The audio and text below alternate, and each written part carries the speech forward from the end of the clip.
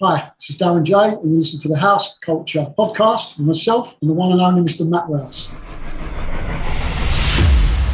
House Culture. Hello everybody and welcome to another episode of the House Culture podcast, hosted as always by me, the managing editor at House Culture, Matt Rouse.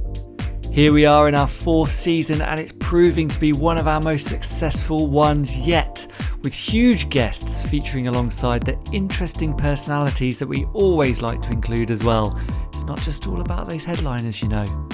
Whether you're a regular listener that has been here from the beginning or someone who might be tuning in for the first time today, we want to thank you for taking the time and making the choice to listen to our conversations with the artists, producers, promoters and DJs who are woven into the very fabric of this rich tapestry we call house culture.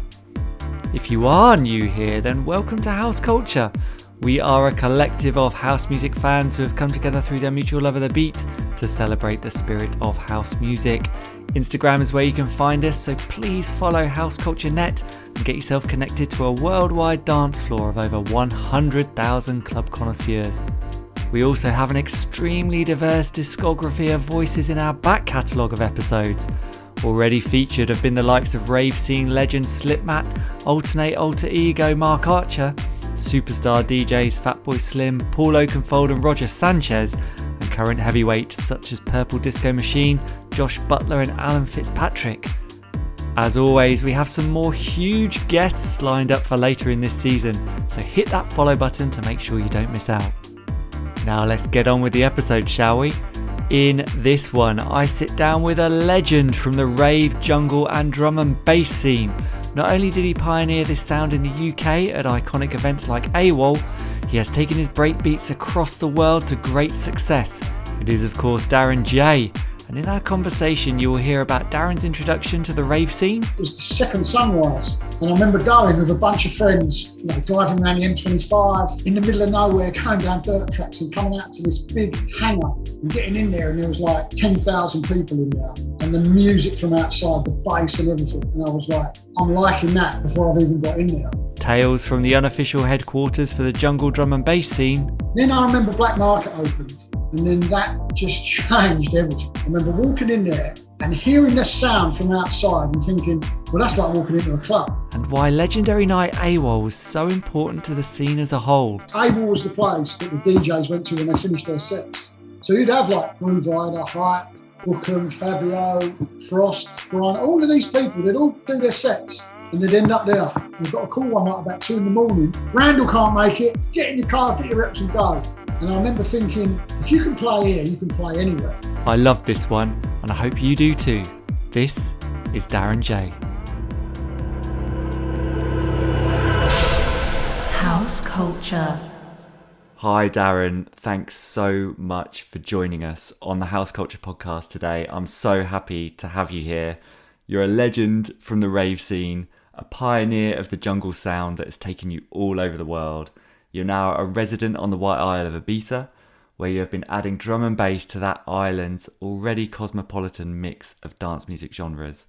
But before we dig into all of that, we always want to go back to the beginning and find out where you grew up and how you first discovered music that you loved. Hi Matt, how you doing? Thanks for having us. You're welcome. Appreciate it. Wow, going back, that's a long time. I was fascinated by music as a kid. I think there was a couple of reasons maybe for that. My mum's best friend, we grew up in Greenwich, my mum's best friend, her husband, his job was to go around pubs once a week and change all the 7 inches in jukeboxes. Mm-hmm.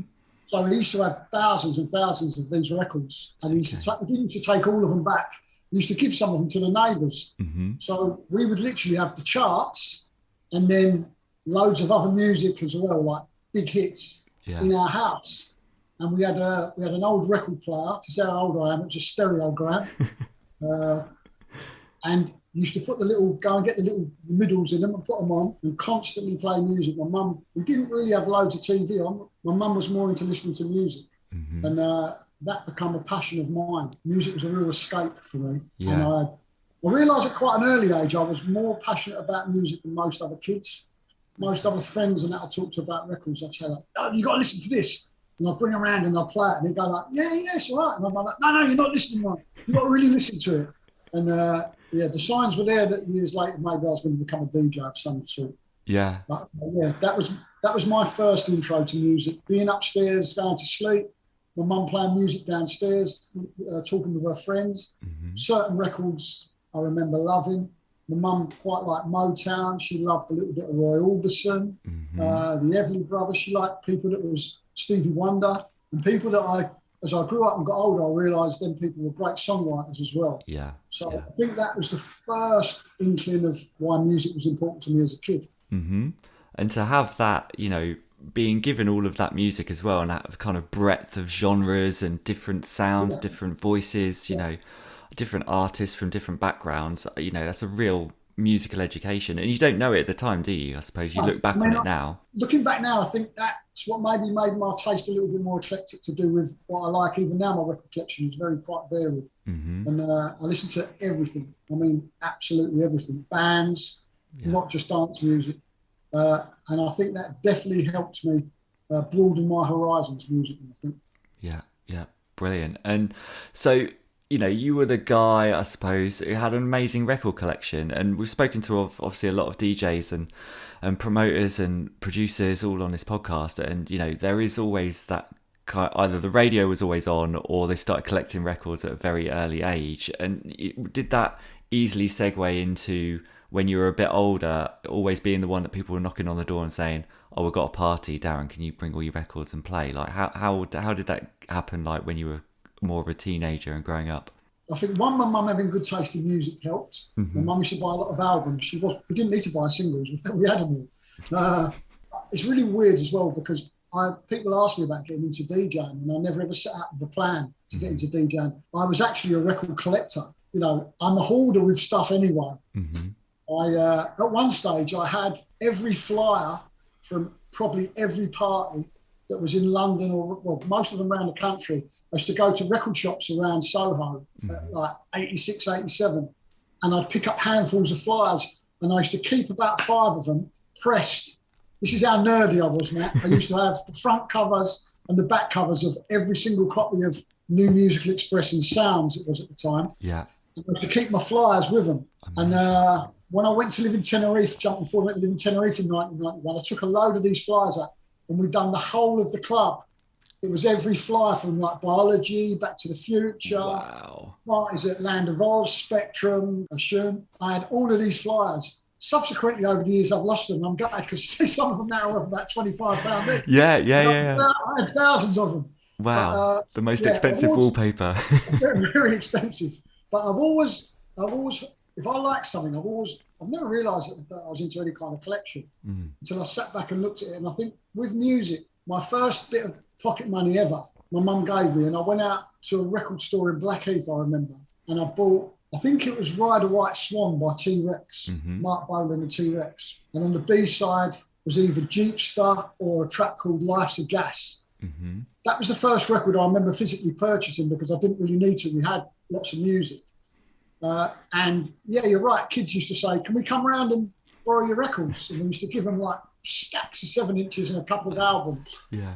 We was all surrounded by music, always. I was infatuated by music as a kid. I think I still am. Cool. I mean, so let's move into,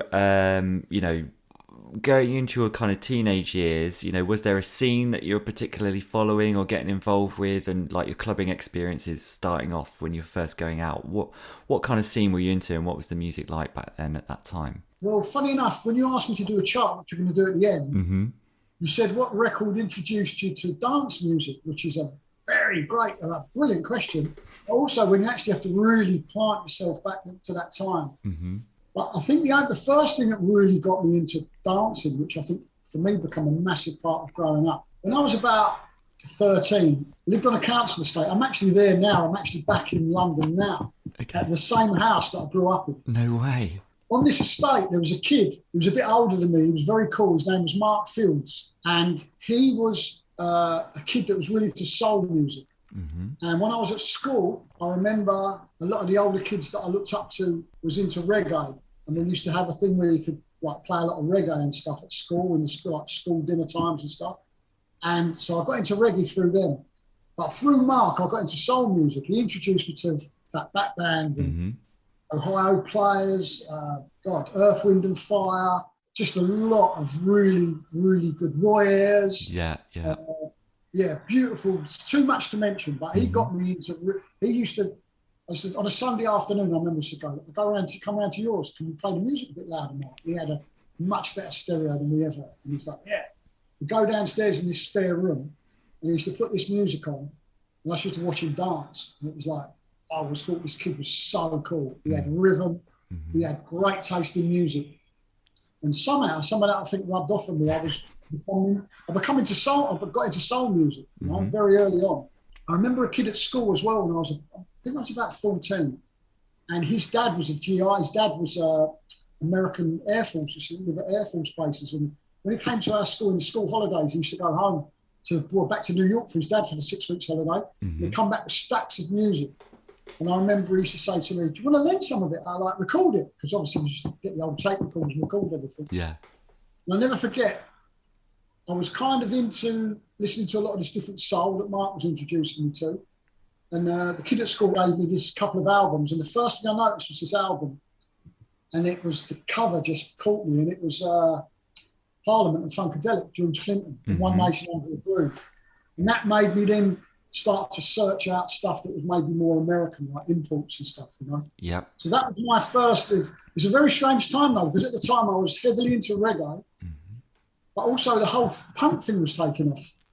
And that was really, that was huge at the time. Yeah. So you had this real cross pollination of music. But that was then me starting to listen to punk music, or new wave as some of it was called. I was listening to reggae, I was listening to soul. And soul was the thing that I really, really got into, soul music. Yeah, yeah. And being, you know, known as like a soul boy, being in that type of scene back then, like what did that kind of entail? What was the, you know, because we've spoken to a few people like Terry Farley and Brandon Block and whatever who were into this scene as well. And just what was it that separated you from, you know, as a tribe, you know what I mean? Like in terms of fashion, or like how you carried yourself, or what dance moves you were doing, you know, just describe that scene for us. I think for me, the soul boy thing was first to do with the fashion. I remember jam shoes, which were like pointed shoes with white bits at the top, baggy trousers with like these big like cords going down the sides almost. And then you sort of came out of that and you went into sort of Clark boots and Lois frayed jeans and Gabici jumpers. That was also a big reggae thing. That crossed over again. It's really weird because a lot of this stuff all kind of come back, all goes around in circles and comes back. And Farrah's was a big thing, then slacks, Farrah slacks, which was obviously golfing trousers. You just kind of, the fashion was amazing times for music and fashion, I think, then as well. I really feel blessed that I was part of that. But I think the soul thing was something that the soul and the reggae was something that I embraced, probably more than the other genres. But what I liked about punk, even though I didn't like some of the music, some of it I loved, but I like that whole do-it-yourself attitude. And that's what the whole rave scene became. I think jungle especially, it was like, you don't need to sign to majors. You don't need to, you can do it yourself. Punk music shows you that. And a lot of, you know, there's lots of very negative things about punk, but I think what changed the fabric of the music business was a healthy thing. Definitely. And that democratization of just like, yeah, you can do it yourself. What, you know, why not? You got that passion, you just give it a go. I mean, you mentioned the rave scene there as well, and obviously, you know, it seems like a natural transition to go from being a soul boy and being into that kind of music. And a lot of people we've spoken to, then when the rave scene blew up, it was a natural thing for them to start going to and getting involved with. I mean, was that the same for you? Like, how did that connect for you when that kind of started blowing up? And just tell us about your initial raving experiences. Well, I think I used to go out to clubs that played, let's just say, Sharon and Tracy soul music. And then you had your more specialist stuff. And I always hung around with kids that was a little bit older than me. I tended to veer towards kids that are pretty cool. So we used to go to places, I remember places like Hombres off of Oxford Street, excuse me, used to be a good place. I think Gossips years later. There was something when I was growing up, I just kind of got to the end of it, called Global Village, which was actually at Heaven, which turned out to be like Land of Oz. I was going back the years later, Land of Oz, and subsequently Rage. But I remember going down to the Pink Toothbrush in Southend quite a lot. That was a real big soul scene down there. Mm-hmm. There was a place in Beckenham called Tights, the Treks. Had a few different names. Probably only get about 200 people in there, but I remember Thursday night we'd go down there. Mm-hmm. I used to go to a place in Tooley Street called The Oak, a bar in Tooley Street, and Nicky Holloway used to DJ there, playing old soul music. Mm-hmm. I look back and I think, I met Nicky a few years later, and I used to look back and think, he was probably about my age. He was probably DJing when he was about 16, 17 in there. But he used to play a lot of old soul, you know? He used to play some really good music. So there was lots of different places that I used to go to. Yeah. And I mean, you know, you had the records as well. Were you going to these clubs and seeing these records being played, you know, like maybe like people like Nicky Holloway or whatever? And did you think, you know, I could do this? Or was it a case of like, I'm just a collector and I'm just happy to have this stuff at home? Never crossed my mind. I mean, as a kid, I wanted to be in a band. Mm-hmm. I never ever thought to myself, I never ever looked at DJs and thought, I want to do that, ever. Mm-hmm. But the strange thing was, I used to watch what they was doing and really study without realising at the time. Mm-hmm. I was thinking, you know, because the whole electro thing come along and people playing 2 decks. And I know a lot of people, that was their intro into wanting to be a DJ. Yeah. It still wasn't for me even that. I was more into listening to Soul Sonic Force or listening to this music and still not thinking, oh, I wouldn't mind getting 2 decks and having a go at this. That actually came almost by accident, because I remember being in record stores when I got into Acid House and the rave scene. I remember going around trying to find the music that I'd heard. It wasn't always easy to do, because at a lot of them parties I was pretty much worse for wear, trying to remember what a track said or what it done and when the bass line happened was probably almost impossible. But I'm sure I wasn't the first person to walk to a record shop and say, you got that record that goes boom, boom, boom, boom, boom, and the bloke behind the counter just going, yeah, they all go like that. But it's really odd. I remember buying a lot of music, like hunting down records, and especially with house. And I remember looking around stores, like, for instance, there was a store in Berwick Street called Bluebird Records. Mm-hmm. Big shout going out to Lewis, who used to run it, used to look like Jesus. Lewis used to be the manager in there. And I remember standing in there, and he'd put music on, and he'd go, and I'd get, and then I realised that I had piles of records, and the only other people that had piles of records in that shop, I didn't know at the time, but it was people like Steve Bicknell, Harvey, Paul Oakenfold, Danny Rampling, Trevor Fung. I didn't realise who these people were at the time. I was probably going out dancing to their music and going to their clubs or their events. Mm-hmm. But I was primarily to get this music that I'd heard. And then a couple of people said to me, you're obviously a DJ, yeah? And I was like, no. And they're like, really? Mm-hmm. And then I started hanging around with a couple of other people that was starting to DJ themselves, and I kind of started to think, hold on, maybe I could do this. Yeah, it's often how it happens, I think, and just finding something, I'm passionate about this, let's find an outlet for it, the next level of it, if you're already collecting records and whatever. I mean, what was it like getting the first, like, decks or anything like that? You know, did you have any mentors, or, like you said, you were studying people in clubs and not really knowing, like, what was going to come for you? Yes, like, just take us through that. My little brother worked outside a store. He worked on a market stall with the weekends outside a store in Chapel Street, might have been Chapel Street Market in Islington. Mm-hmm. Anyways, my brother used to hang outside, used to work outside the store, and he said, do you know what these guys are selling? But it's like a fashion, girls' fashion shop. But they've been getting these queues going around the block. So he asked the guys, and there's a guy in there called Dave and his brother Denzel. And these guys were the guys that went on to be Back to the Future and Sunrise. Mm-hmm. So my brother said, what are these parties? And he come home with his ticket one time. It was like a flyer, had a picture of someone on a horse. The first equestrian event, or something it was called. And I think that was the first ever Sunrise. So I don't know what's happening. I was working or doing something that weekend. And he took one of our good friends, Rob, and it was like 8,500 people in the warehouse, somewhere in the middle of nowhere. And you know, obviously ecstasy was involved. Mm-hmm. And he was like, my brother came back and he was like, someone had told him a secret. Mm-hmm. He's like, listen, we've stumbled upon this thing. If I wouldn't have worked outside that store, I probably wouldn't have ever taken any notice of it. And my brother said, love, you need to come to the next one of the big parties. And it was the second Sunrise. And I remember going with a bunch of friends, and only my brother and Rob were the only two that had been, and we went about 25 of us, you know, driving around the M25, following people down like in the middle of nowhere, going down dirt tracks and coming out to this big hangar and getting in there, and there was like 10,000 people in there. Mm. And the music from outside, the bass and everything. And I was like, I'm liking that before I've even got in there. And I remember getting in there and they're saying there are nights that change your life. It really did change my life that night. I remember going in there and never going to shy away from the fact as well. Drugs were a massive part of it as well. You know, I'm not promoting people to go and take drugs. It was amazing. I remember going in there and I can't remember who was playing at the time. I can't remember who was actually on. I don't think it really mattered at the time. You know? It was just the music. But lots of American imports being played, you know, Marshall Jefferson. Strangely, I remember Can You Feel It, Larry Heard, and all of this music. It's like, oh my God, that was just really good soulful music, which was actually house. Yeah. You know? And a lot of the American stuff blew me away. As soon as I heard it, there was an instant affection for it. And I remember coming out and saying to Denzel that was running, when's the next one? Tell me it's next week. He said, it doesn't quite work like that. You know?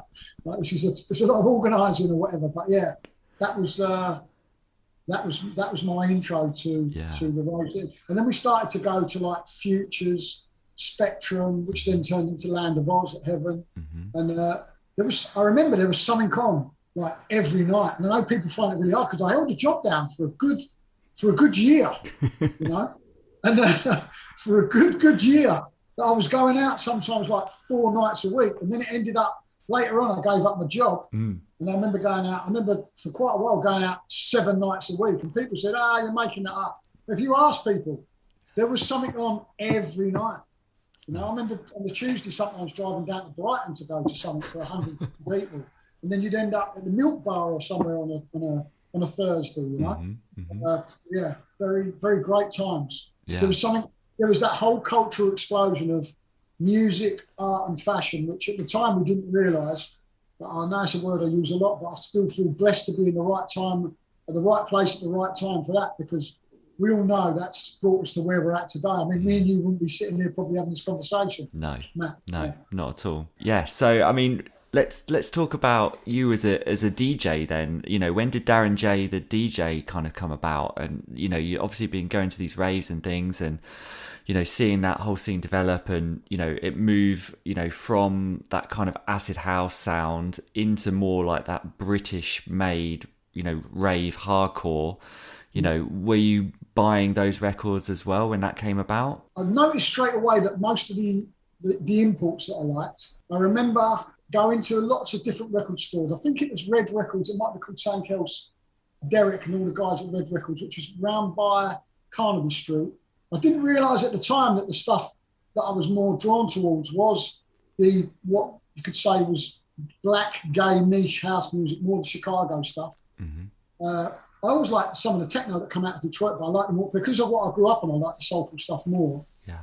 Then I remember Black Market opened, and then that just changed everything, because here was a store that I remember going in there and walking. The first time I remember going in the store, I remember walking in there and hearing the sound from outside and thinking, well, that's like walking into a club. And then you went in there and you had, my memories, I smoked a lot of weed for a lot of times, and my memory might have been spot on about dates and times. So if anyone's watching this, don't hold me to it. But I remember going into that store, and I think it was house upstairs, and at the back, I remember they were selling tickets for parties. And I remember certain people was a little bit snobby with who they gave the records to. I'm a quick learner. I started to notice by now I've started working out who the DJs are as well, right? And then I started like, so you go and stand next to this person, they might think you're together. So if you just got a record, you might get one as well. Sometimes it's like, I've only got 5 of these, and they went to certain piles. Yeah. And I remember one time, a lot of people had cleared out, and I remember someone like Frankie Fawcett or someone saying to me, you a DJ? And I was like, they're like, where'd you play? And I'm like, I don't. And they're like, I said, I just love music. And they're like, what? And I don't know if it was a respect for being honest and saying I'm not. These guys would have known because they all knew each other. I wasn't DJing anywhere at the time. But they kind of used to give me a good pile of records. And when I'd go in, they'd kind of know what I liked. They got to know what I liked. That was quite a big thing as well. Yeah. So you'd go in there and they'd start to put a few records away for you, and you start to listen, and you'd have a little listen, and what you didn't like, you give them back, and they'd give it to other people. Yeah.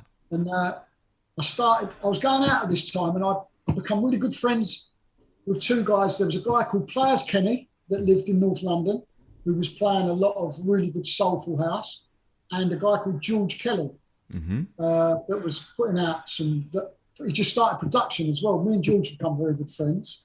And I remember starting to hang out with these guys and go out. And I remember there was a young kid at the time called Matthew, that turned out to be Matthew B, Darren Bushwhacker. Bushwhacker. He was very young at the time, I remember. But I remember watching him at a couple of clubs and thinking, this kid can mix. This kid's got something about him. I didn't realise at the time I was watching what certain people done and that I liked. When I was going out, even before this, there was kids like people like Kid Bachelor. I used to like what he used to play. I noticed people like Paul Oakenfold, especially at Land of Oz, playing like stuff that was quite industrial, like Split Second. He would play that, and then about 10 records later, he'd play Young MC. And I was thinking, I like the way that he's gone from this to that. So that I started to look at the way someone like Oakenfold would program music as well. You know, he wouldn't be scared to take people on a bit of a journey. So yeah, in a strange way, I was watching people and maybe taking something a little from people. I remember watching, I think they was called Tonka, and they was from Brighton originally. I'm not sure, I might have that wrong, but it was Harvey, yeah. Chocky and Rev, and I got to know Chocky. I think was a big tall guy that ended up working in a record store up there. I got to know him really well, and I remember watching him and Harvey DJ once, and I really liked what Harvey was doing. He was a great DJ.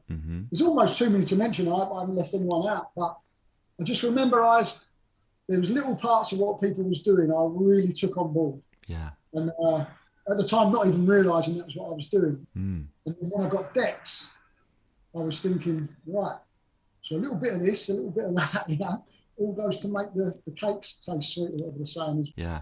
And I mean, so what was your kind of big break as a DJ, did you think? I mean, it sounds amazing that you're already a known face in these record shops, and, you know, to have that foot in the door at that stage. I mean, I remember when I was a kid and I'd go to Blackmar. I grew up in Peterborough, and I'd travel down to London with my mum as like a 13-year-old boy, and I'd drag around all these record shops, and like I'd just get no time of day in any of these record shops at all, because they just had no idea who I was.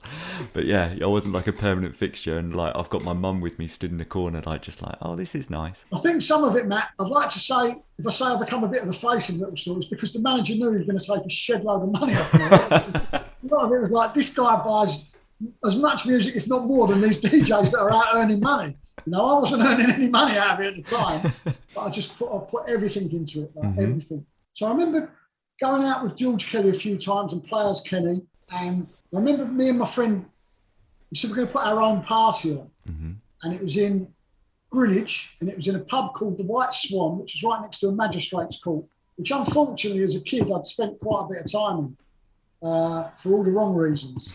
And it was a pub that was frequented by a lot of police. I remember my mate said, we can get in there. And I said, policemen drinking there? This is not the place to do a party. He said, no, they do private events. Trust me, it'll be all right. We've done this party, we called it Safe. And I remember I found a baseball cap that had Safe on the front. I was like, I was made up, you know. So we invited Kenny and George down, and they came and played.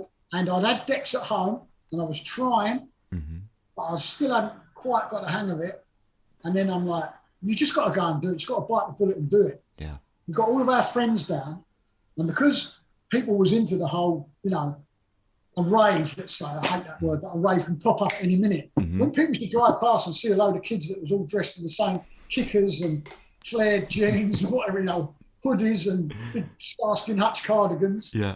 People used to see kids that were dressed the same as them, they'd just stop and come in. So I remember going on and playing, and really being really nervous. I'm thinking, you're going to make yourself look like a right tit. But I went on and I held my own. And I'm like, okay, these guys are actually getting a living out of this, and I'm doing all right.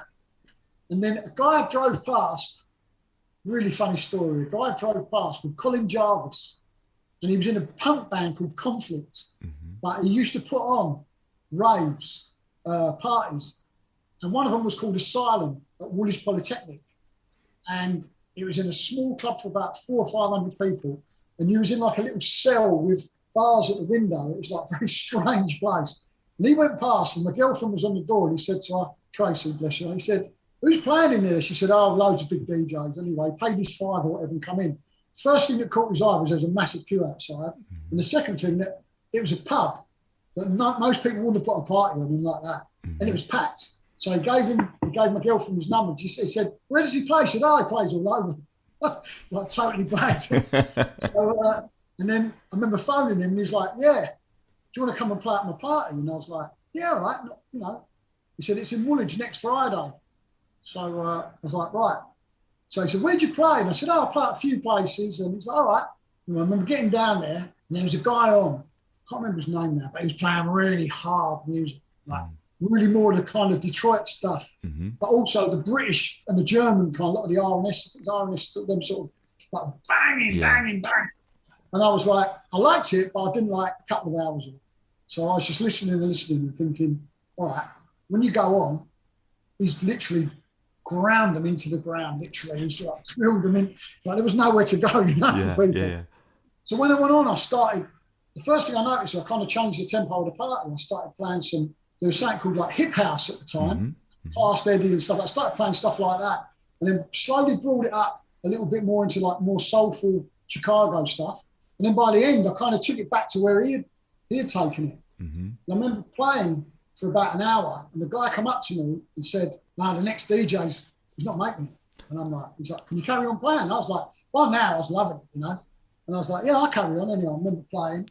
I think also on that game, there might be a thing going back. I think once when I was out with George and that, George had to go to the toilet, and he was like, "Quickly, Darren, just go on for 10 minutes. Look, these are the 3 records I'm going to play." And I'm like, "Oh, right, okay." And going on and playing, and George being George, on the way back from the toilet, he pulled and ended up standing there chatting up for another 10 minutes. I think I ended up playing for about 15, 20 minutes. And I think that gave me a little bit of confidence to think we could do it. I think that was what the first initial thing was. But I remember this guy saying, "Oh, it can be someone else, there's no one else here." And I remember playing and loving it, like just thinking, I could do this, And it was kind of, the rest, it's really weird because he said to me, "Oh, we do some of the big events upstairs." And I said, "Really?" He said, "Yeah. And luckily enough, one's on in a couple of weeks' time. You can play at that if you like." And I remember getting up to there, and when I walked in, and there was like 1,500 people in there. And I was like, shit.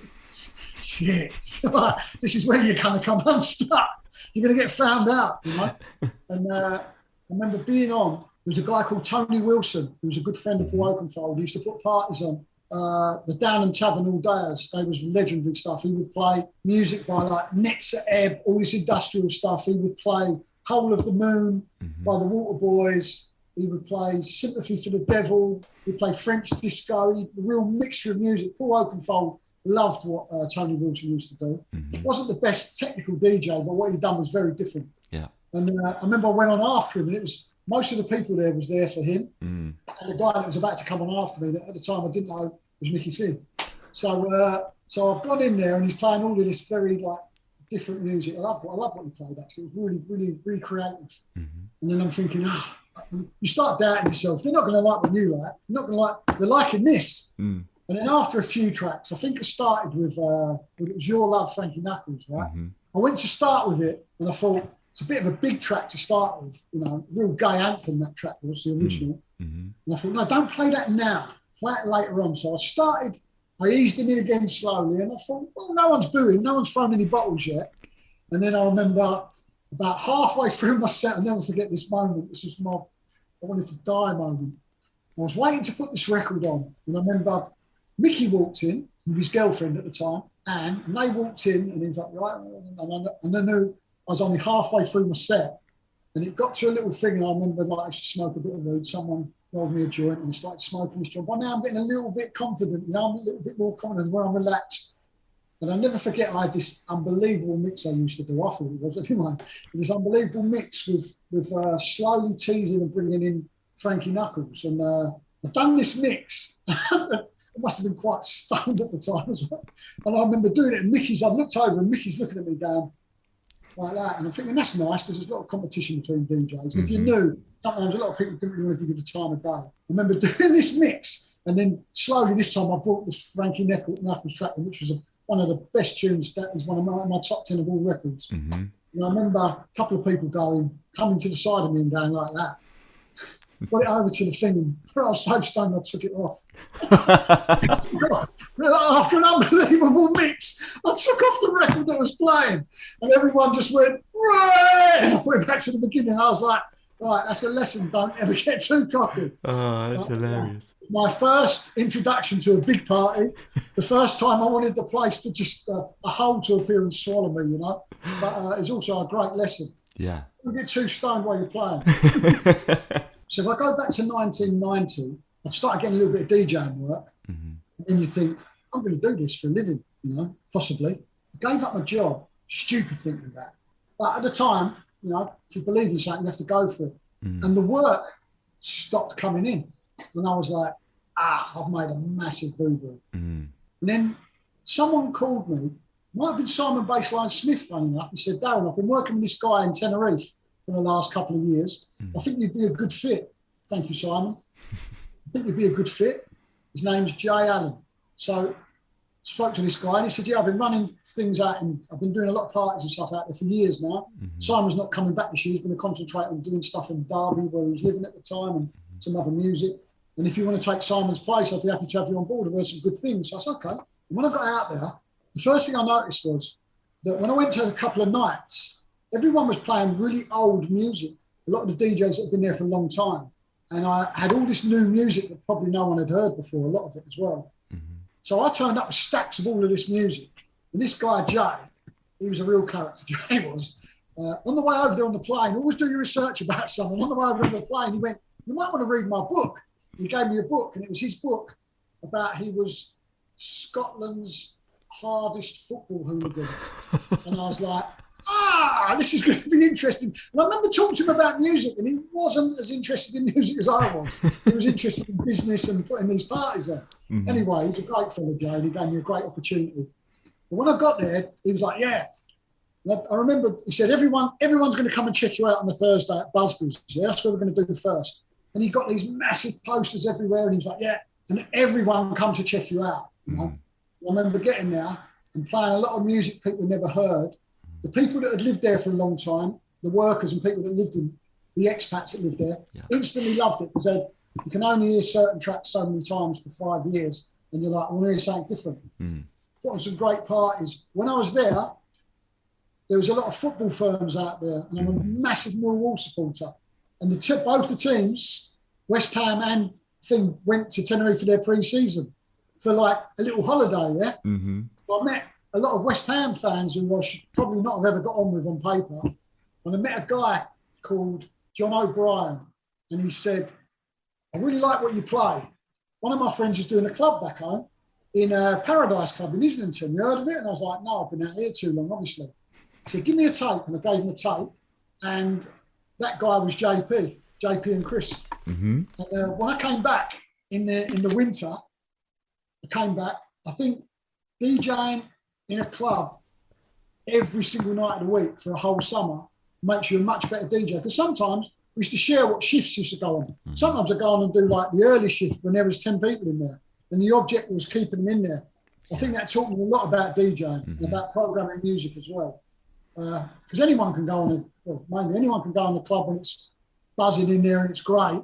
It's not, it's pretty hard to fuck it up if you like. But I did notice, I thought to myself, when I go back, I should be better, you know? Straight away, I noticed I was much more on it when I went back after this kind of intense 9 months of training. And I started getting a little bit of thing. The music then was just changing between hardcore and the 4 to the floor stuff. And I started noticing, without realising or making any big decision, that I'm quite liking this more breakbeat type stuff, you know? I remember tracks like Narrow Mind with this guy just chanting this ragga thing going all the way through it on the mic. And I was like, I like that. If you're listening back to it now, tracks like Success and Effect. And of course, later on, you start to get tracks like We Are E, which is much more breakbeat orientated. And I didn't realise, and I made no big decision. I just slowly veered down this road rather than the house one. And I remember JP phoning up and saying, yeah, John gave me the tape. I really like it. I think you could do something here. And I was like, okay. By then I knew Mickey as well. By that time, Mickey was working there. Paradise, AWOL at Paradise wasn't at that time jungle. It was just beginning to go down that road. And then I got a call one night. I went out and done a gig and came back. And I got a call one night about 2 a.m. at home. JP saying, Randall can't make it. If you can get here within an hour, And I was like, I can't even phone anyone, just get in your car, get your reps and go. And I went there, and the rest is history, because I went in there and I played. It was a very difficult club to play in. But that crowd already knew what they liked. And they had a team that was building in there, with Gachet, Randall, Mickey, Kenny. And to go there and try, and Rizzy used to be the warm-up DJ. And I remember thinking, if you can play here, you can play anywhere. Yeah. And I remember Jay and that said to me, right, okay, got some really good reports from you. These DJs are now starting to get busier outside of AWOL. We'll use you as a substitute. And I was like, great. So if anyone couldn't make it, I'd be in there. And I just ended up thinking, this is the best place I've ever played at. Yeah. Dirty, grotty, dark club with the most amazing sound system. Everyone in there, a lot of dangerous people in there, but they had a dangerous door team as well, Robbie and the lads. So it was a little bit edgy, but in a good way, There was no fancy lights and stuff. And then one day, Jay phoned me up, Jay and Chris, and said, we've got some good news. The boys have said they want to add you to the team. And I was like, and that then was really the beginning of my career going bang. And just at that moment, that's when Jungle really kind of went worldwide. Yeah. Rather than just in the UK. Yeah, and I mean, that explosion at that time, I mean, did you realise that you were at the centre of this storm, at the forefront of a brand new genre? You were the pioneers of this, no one else was really playing this. It was so underground and so born from the UK. I mean, it's a huge thing. And, at that time, did you feel a responsibility? At the time, I was so deeply into getting the next dub plate cut that I didn't even have time to really think about the significance of it. You knew something was going on, but also, when I started playing house, I was thinking this might be over in 6 months. Yeah. And it didn't, And I think in Jungle, if you ask most of the DJs, unless they was pretty, more tuned into what was happening, I was thinking, let's just go with it as long as it lasts, I wish, if I had any regrets, I wish I took a few more deep breaths and really was more aware of what was going on. But at the time also, you become very busy and it is on to the next set, You're as good as your last set. Forget about that, that's gone. Your next one's got to be better. I do like that, the way that everyone was thinking, because I think it helped improve the music and the scene. Yeah. But yeah, definitely exciting times. I mean, amazing to be part of anything like that. You look back now and immensely proud as well, immensely proud to have been part of that. And also very fortunate. I'd always say as well, there's a lot of guys I met along the way in house as well, who was unbelievable DJs. Some of these guys, for whatever reasons, they maybe didn't believe in themselves enough. I mean, there's a lot of people that I always thought, this guy's got to make it. For some reason, he didn't. And I always say to people, we were all very lucky, I was lucky to have been in Tenerife. I was lucky to have met John. I was lucky to his friend to have been Jay. Blah, blah, blah. You put all these things together, but the universe is a strange thing when it puts, a bit of that there and a bit of that here, and it all comes together. Yeah, certainly. And I mean, I always found in that scene, it was about who had that dub plate, who had that tune, and you'd only know that certain DJs would be able to play that tune, and that's their kind of little secret weapon. I mean, were you always trying to outdo each other with the moments where you were playing something and you had some of the other DJs, when it was competitive, were they giving you praise for it, or were they a bit like, oh God, he's got that tune, oh fucking hell, you know what I mean? Was it more like that? What? If I'm really honest, Matt, there was probably an element of both. Yeah, because when you've just played a track, right, and it's got let's just say it's got an old Capleton sample in, for instance, right, and it's a version that a certain producer has done for you, and you're like, and everyone's going mad, and then the next DJ comes on, and an hour into his set, and you hear the sample, and you go, oh, I just played that. And then you realise quite quickly he's got a version that Dillinger or someone just done that you haven't got. And you're like, shit. It's a bit like Top Trumps. Top Trumps with vinyl. Well, dub plates mainly wasn't, the vinyl was it was very small part of it at that time. It was all about music house and acid tapes and And that, but I also would say the one thing about AWOL was and I think this is very important why maybe we're still around. That was the place, AWOL was the place that the DJs went to when they finished their sets. So you'd have Groove Rider, Hype, Bookham, Fabio, Frost, Brian, all of these people, they'd all do their sets and they'd end up there. That would be, they'd come and let their hair down there. And when I remember once, Kenny playing an early set. Never forget this. Kenny playing an earlier set and saying like, "Oh, I haven't got long to get to Bristol or might even Cardiff. I've got Cardiff, then Bristol." And I was like, "Right." He's like, "You want to come on 15 minutes early?" I was like, "Yeah, go on, Ken, get off, whatever." And then the last hour of AWOL, we used to, every now and again we used to do like, it'd go on till 1 in the afternoon, right? And then I remember seeing Kenny at about 11 o'clock, sweating and all that. "You're right, Kenny." He's like, yeah, just come back for the last hour. Kenny had started there like 10 hours before, went to somewhere like Bristol, then went to Cardiff and then drove back like a lunatic to get the last night. You know, he probably drove straight past his bed, but that was how committed people were at the time to really be, and that goes for everybody. There was a real unity about that place. Mm-hmm. I don't think there was anything like it. I think it was unique. Mm. You know, there was lots of other brilliant brands that are all still going now, and I salute all of them. Mm-hmm. But there was something about AWOL, and I'm probably biased, but I think I'd be saying it even if I wasn't part of it. You're playing a record and you've got like this hand comes over and with a load of rings on, and he's like trying to rewind every other record, and people slapping all. That was Goldie, obviously, at the time, and you know, and people fighting with other people trying to stop the music, and other people fighting, grabbing their hands. It was something that will stay with me forever. It was just the most immense time, and not just that, the energy in the place was. It's very hard to describe it to people, but people that were there knew it. People have come up to me all around the world and said, I came over to England once and I went to AWOL in that shitty little grotty club. It wasn't small, you get like 1,500 people in there, but I'd go into that club and that sound, I've never heard anything like it since. Mm-hmm. And you'd have like one red light, no real lasers or anything like that, you know. You'd have GQ hosting rather than emceeing for 12 hours. You know, years later on, Fearless become part of that, and then Gary was getting other work. And I must say hello to Prince as well. But, you know, it was a real team effort. And what I really loved about it was a team, and everyone went in there and represented with their records every week. And if you ask any DJ ever, from all the way from Groove Rider to every big DJ, when they came there, they're like, it was quite a tough place to come and play if you weren't part of that team. But they all came there and done well. Mm-hmm. But it was somewhere that it got you on your toes. You had to really dig deep.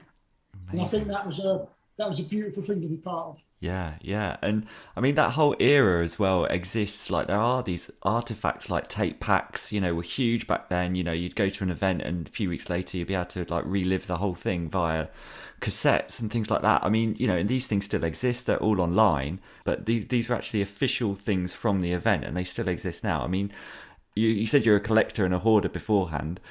Are you collecting these as well? So I started looking a couple of years ago. It is mind-blowing.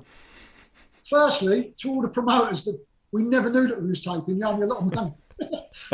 Now listen, to go with the tapes, there was always a bit controversial with the tapes of whether people liked them or not. But all I can say is, in AWOL one night, there was like these really like frail Canadian guys standing in the corner listening to what we was doing. And we all become very good friends with these guys because they took us out to Canada and made the whole thing in North America explode.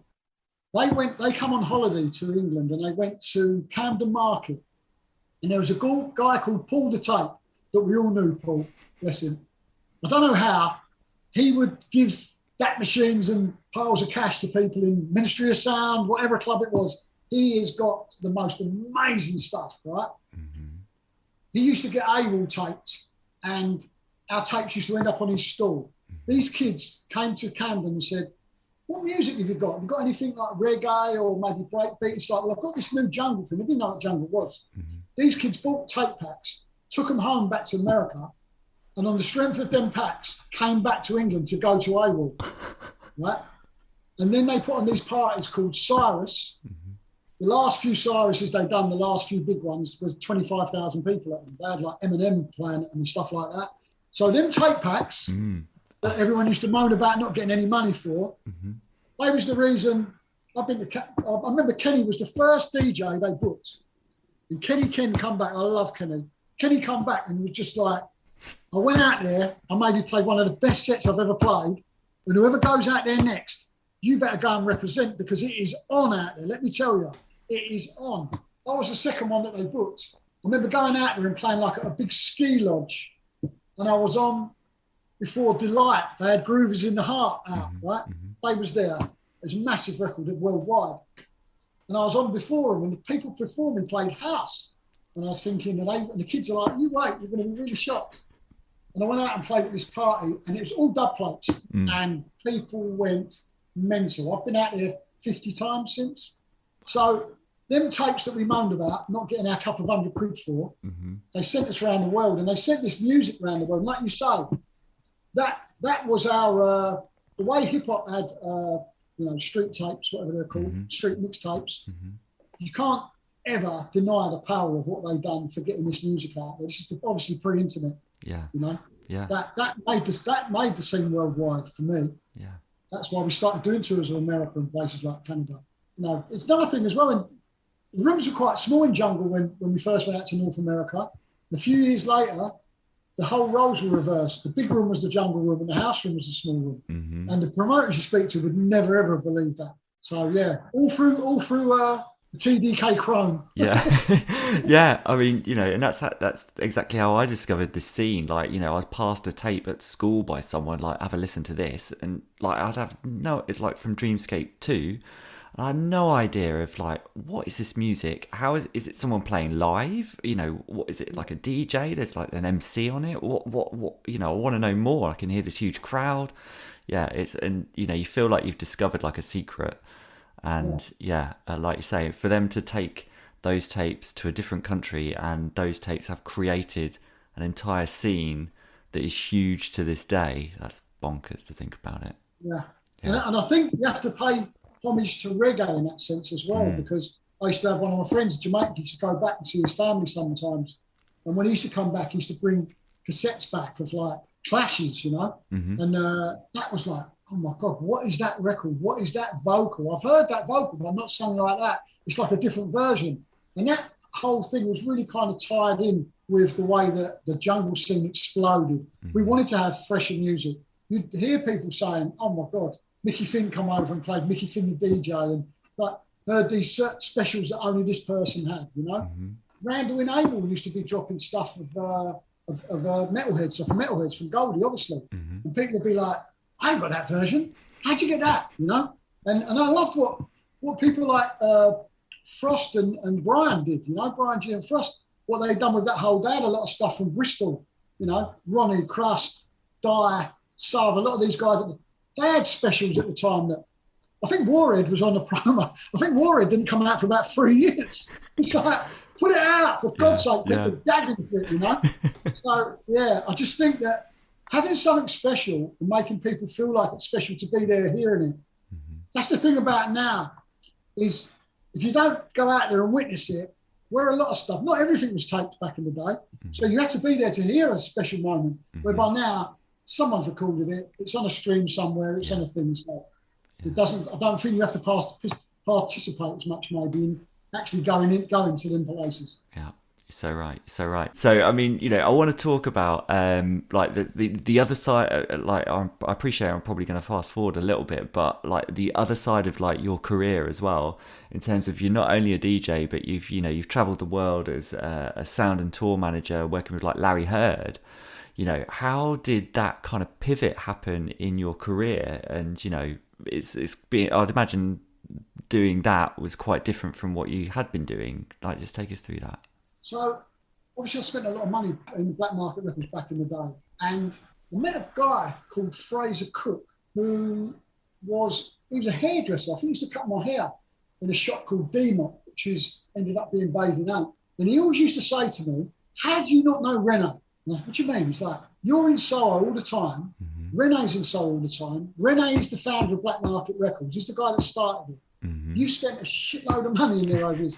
How do you not know him? And I said, he's a little bald guy with glasses. He said, yes. I've said hello to him a couple of times. He said, you two. He said, you two are very much like, I need to introduce you to him. He introduced me to Rene, and we just hit it off. Rene at the time had sold the store to Nicky and Dave Piccioni, and Rene was managing Larry. Anyway, me and Rene become really, really great friends, like really good friends. And I just remember, he said, this is when the jungle thing had just started as well, when AWOL was on. He said, fancy doing a bit of A&R, working with me. I'm working at MCA. And I said, okay, yeah, maybe, yeah. And at the time, probably was a stupid decision because I didn't have time to do anything. And he said, meet me at this offices. And we went to an office opposite Hyde Park. Beautiful office. And he had like an office looking out over the park. And they had just done a massive deal with Interscope at the time. And you'd have like all these famous people coming through the building. And I was like, oh, I like this. So I ended up working with him on, and it started with Black Market, the record label, and what he was doing. And then I said, Rene, maybe me and you should start a label. We started getting a lot of stuff that was coming in that was trying to, people in most majors know very little about music. They know lots and lots about business, and I understand that's how it works. But there was all of this stuff that I was getting, you know, I was playing like tracks that Bookham had made and stuff. I can't remember, it was Atlantis, but anyway, I was playing them stuff and saying, this kid's a great producer. Ronnie Sires, Pesho, Photech. Listen to this music, it's amazing. They just didn't get it, you know. And then we all started getting a lot of other music coming in. And Rene's deal was up and he said, why don't we just go and do this on our own? Take a lot of this stuff and put it out ourselves. So we put out the Total Science with their money, using their money back in the day, putting out 3 albums. And then we went and got an office in Fulham, and me and Rene just slowly but surely become not just business partners, but even closer friends.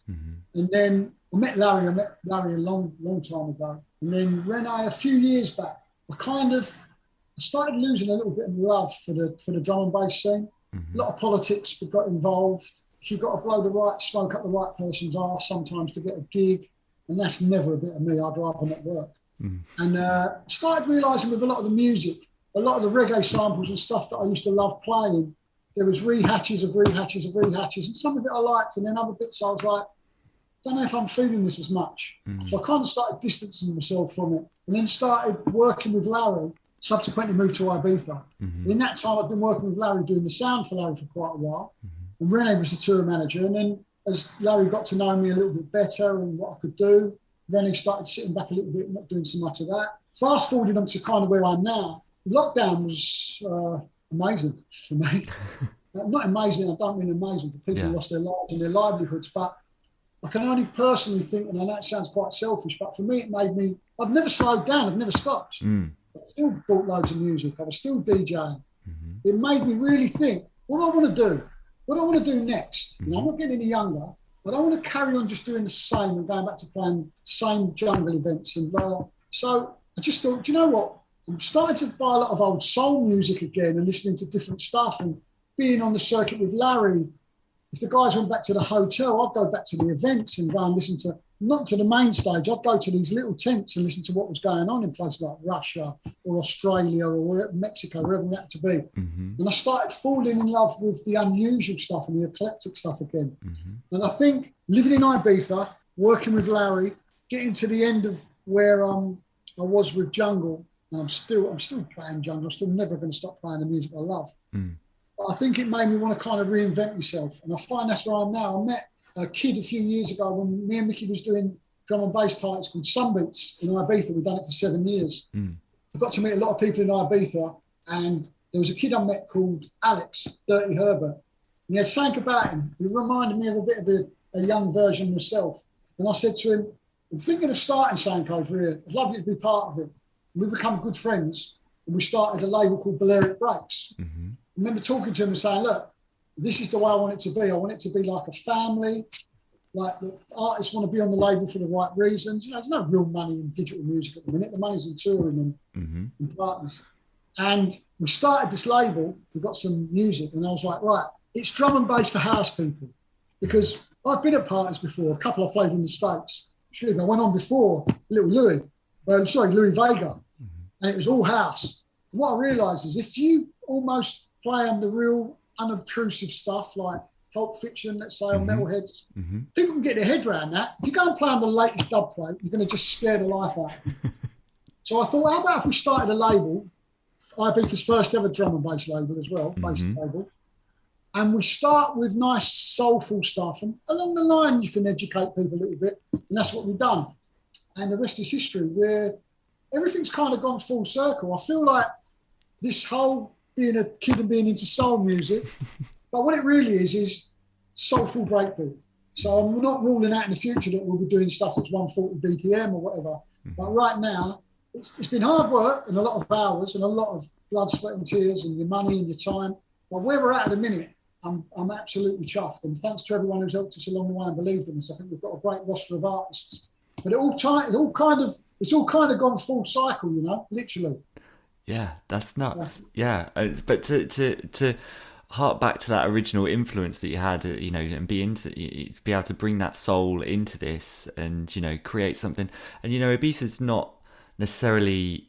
You say Ibiza, you don't think of a drum and bass scene at all. No. And I mean, it's fantastic that you're taking a bit of the island and injecting it into what you're famous for. It's, you know, it's a new genre. If I'm really honest, I think the music over the last 10 years in Ibiza has been pretty poor. You know, a lot of people won't say it because they earn a lot of money out of being in Ibiza, but I want to be really honest. People are like, I bet you went out there for the clubs.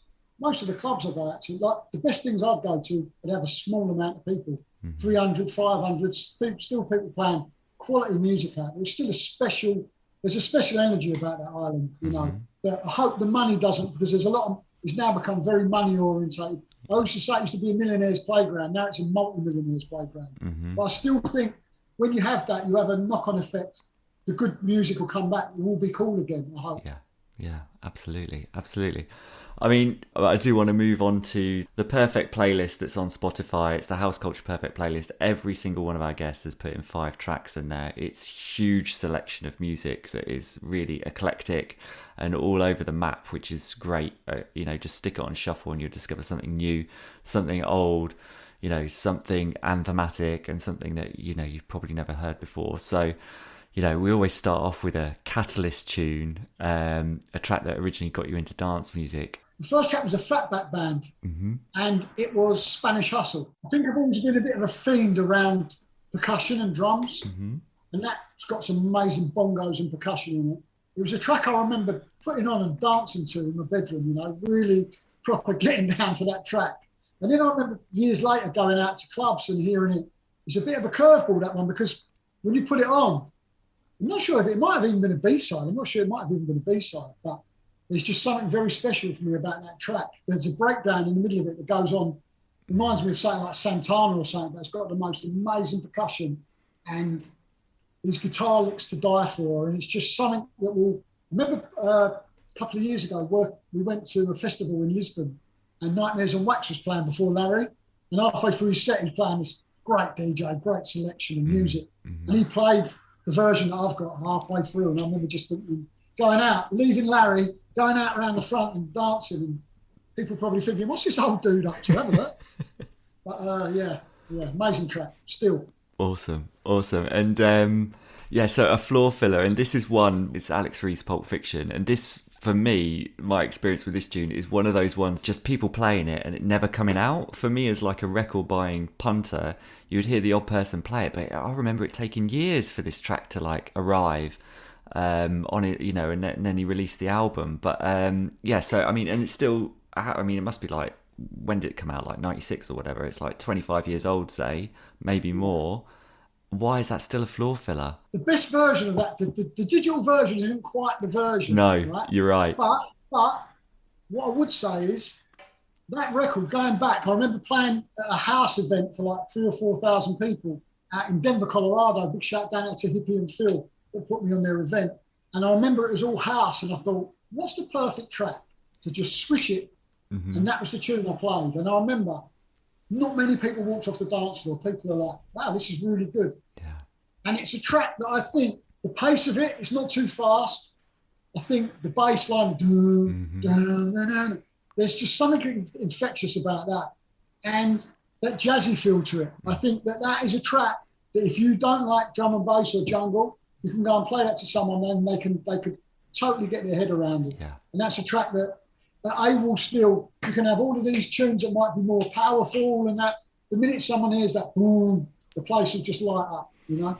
So yeah, big shout going out to Alex Reese and Goldie and Ant and all the guys over at Metalheads, the Metalheads family. Yeah. Still a brilliant track. I mean, let's move on to a sunsetter. You live in the island of that's most famous for its sunsets as well. I mean, what have you chosen here? Can you remember? Well, there's a couple of reasons why I chose it. I remember the track years ago. I remember sitting outside Cafe it might have been I can't remember if it was Mambo or Cafe Del Mar. But I remember someone coming and playing like a real nice, chill out sunset set. And they played some really different music. It wasn't dancey. That's what I love. They played tunes like, there was a really nice, beautiful, like stringy, classical Stevie Wonder tune. And I was like, I like what this guy's doing. He's not just gone for your, that's what I call chill out 23 and put on, you know, he really thought about what he was doing. And I remember hearing that tune, and I'd always liked that tune from being a kid. And I remember hearing that. And another reason, I'm going to be really honest, another reason I like that track when I think of sunsets, and it's got nothing to do with sunsets. In about 1996, 7, I went to someone's house and he had the most amazing, and I mean amazing sound system. And I took DMT and he put that record on. And I melted in the most beautiful, never to be topped way. And that record always reminds me of sunsets and DMT. Yeah. A bit controversial, but anyway, sorry. Truth. No. Big shout going out to Daz and Bonnie. Yeah, and like the track that we're talking about is the love theme from Blade Runner. Blade Runner, yeah, Ridley Scott. And it's Vangelis. And it's just the saxophone in it is just like wraps you up. It's beautiful. Yeah. Beautiful. Beautiful piece of music. Still stands the test of time. And I've heard it since, that's out in Ibiza as well. I've heard someone else play it just as the sun's going down. I'm like, good shout. Yeah. I mean, that whole soundtrack is top tier stuff. Yeah. Add DMT to that and it's even better. Next time I watch Blade Runner. Right, yeah. Cool. Okay, let's move on to a tearjerker. I mean, a track, dance music or otherwise, fills you with emotion. And I'm not necessarily that familiar with this one. And I took a listen to it before we got on this call. And stunning. Yeah. I find that art tracks even hard to talk about. It's like... it's Anthony and the Johnsons, isn't it? I Hope There's Someone. Yeah, Anthony and the Johnsons, I Hope There's Someone. I love the fact that, like, going back, when Ronnie Sides won the Mercury Music Prize, it was so proud, to see that. To see Ronnie and them guys come from where they come from, what they've done, what they achieved. And it made me always interested. I don't think I was, maybe it wasn't around, but I wasn't really that interested in before that. And then I remember a few years later, you had Dizzy won it, which was also amazing to see. But I remember watching it one time and they like, oh yeah, and this year it's, and the Johnsons, this guy's up for it. And I remember we went on and the first thing I wasn't sure whether he was a man or a woman. And he had a little bit of, he was very, very different to look at. And I was like, I bet this is going to be different. And he opened his mouth and something came out that was almost haunting, but in the most beautiful way. He was vulnerable.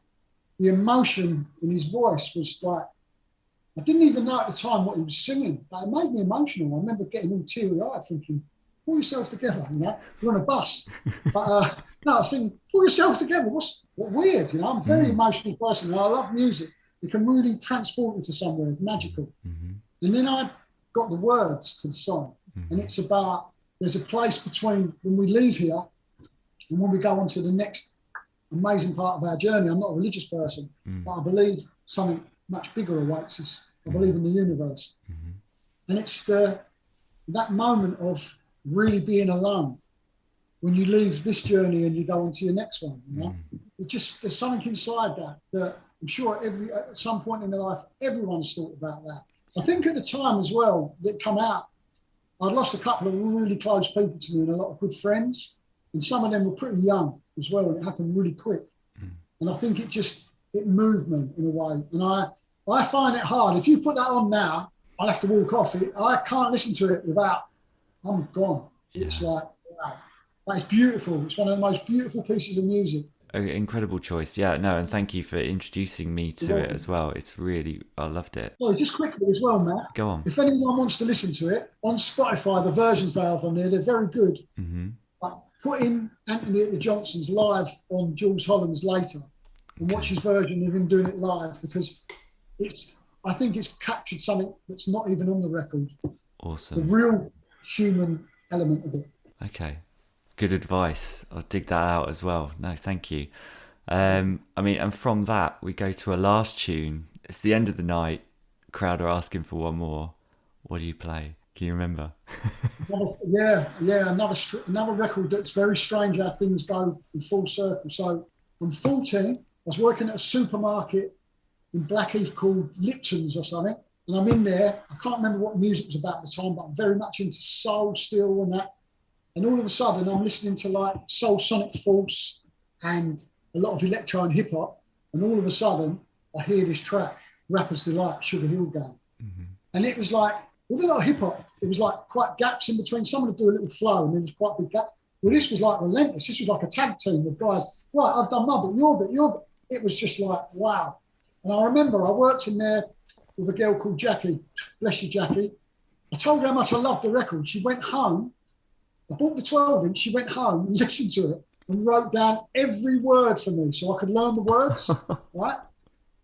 And the words were amazing as well. Mm-hmm.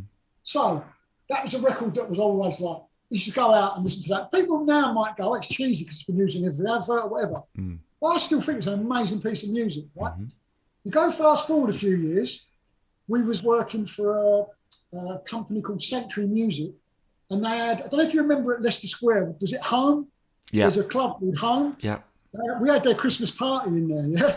And the first guy that come on from their back catalogue was Cole Douglas singing Kung Fu Fighting. All the guys, it was a Christmas party, all the guys took their ties off, put them around their head, and was all doing these dances, which looking back now is silly, but it was funny when you was drunk. And then they said, we've got a special guest from America. And at the end of the night, me and my girlfriend at the time, Sarah, she was like, who do you think it is? And I looked, they had some big artists there. I don't know why, they had Interscope signed to them in some ways to do with MCA. And I thought that it might have been like Tupac. Mm-hmm. I was hoping. Anyway, it wasn't. But it was even better, I could say, in a way. Because the curtains came open and it was Sugar Hill Gang. And I was like, oh my God, Sugar Hill Gang at your Christmas party. I've just won the lottery. Anyway, they was on. I'll never forget, they was all quite big overweight. I was all taking their shirts off and dancing, and it was just the most amazing thing. Fast forward a few years, and a guy asked me to put some parties on with him, some nostalgia events in Ibiza, mm-hmm. and I booked them to play. And they turned up and they played for an hour, and they was absolutely amazing. It's like, one, you forget, they didn't just have that hit, they had quite a lot of hits. Mm-hmm. They'd done like a medley of other people's stuff as well that they loved. And I got to meet them, and they was absolute gentlemen and still had the same passion for what they was doing to what they was when they was like 19, 20.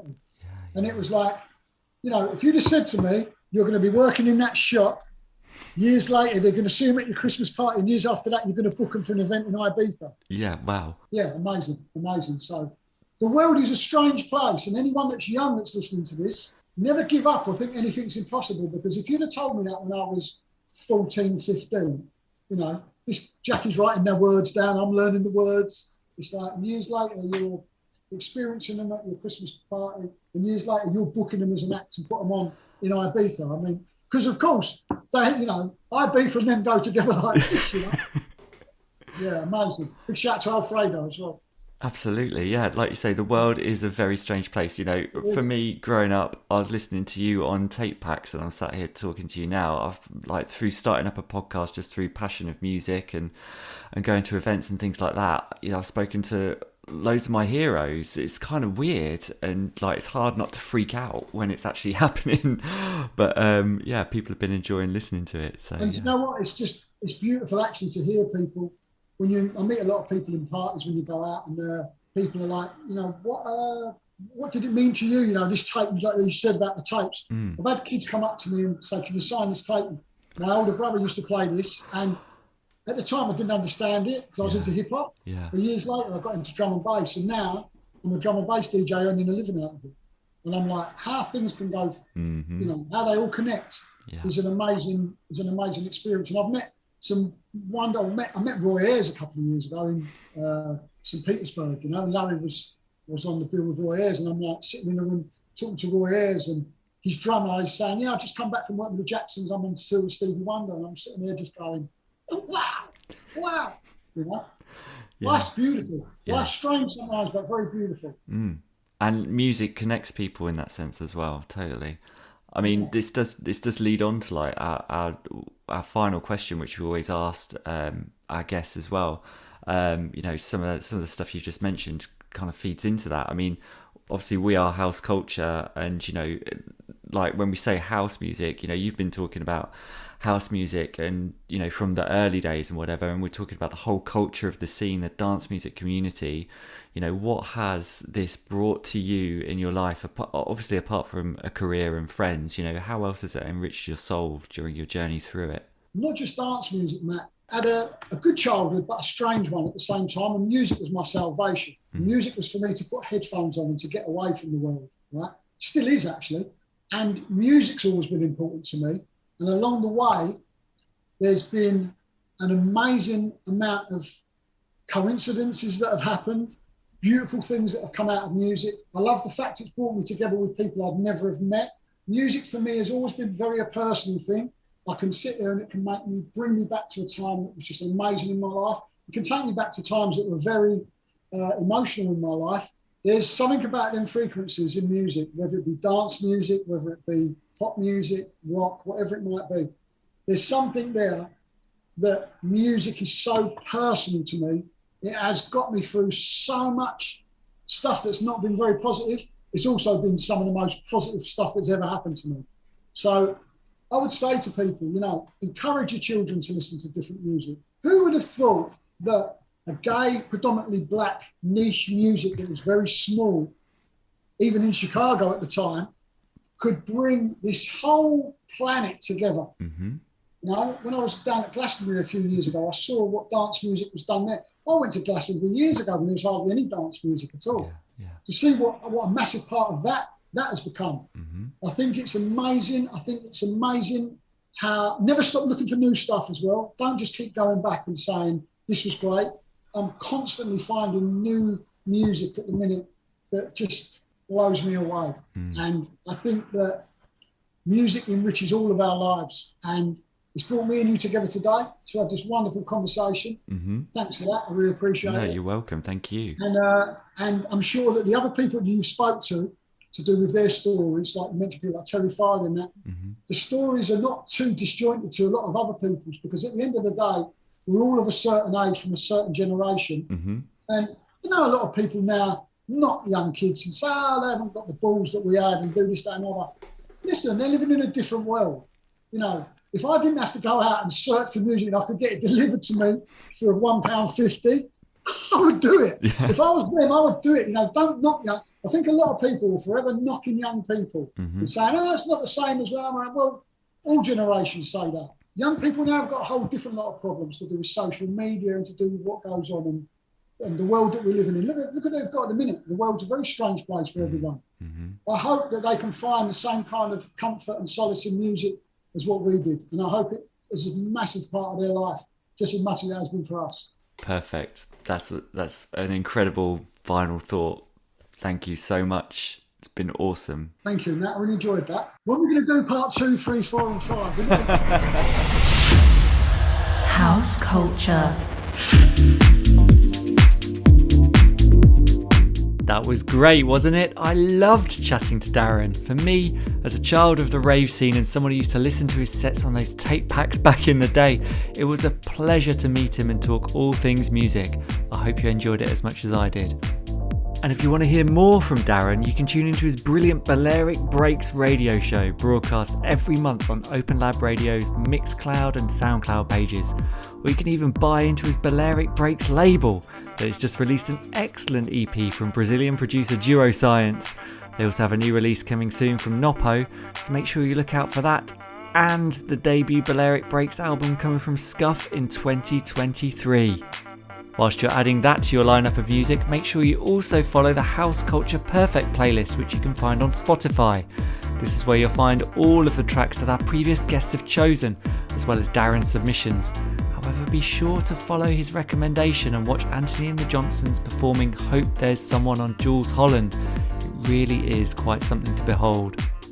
Once you've recovered from that, please help support us by doing all of that good stuff, loving, liking, tweeting and sharing, or please leave us a review and we'll give you a shout out on a future episode. This time I want to say a big hello to Leon Das, who got in touch on Instagram to say that he loves the podcast. However, he's terrible for knowing what the names of tracks are called, so it would be more meaningful if we could play each perfect playlist tune as we talk about it.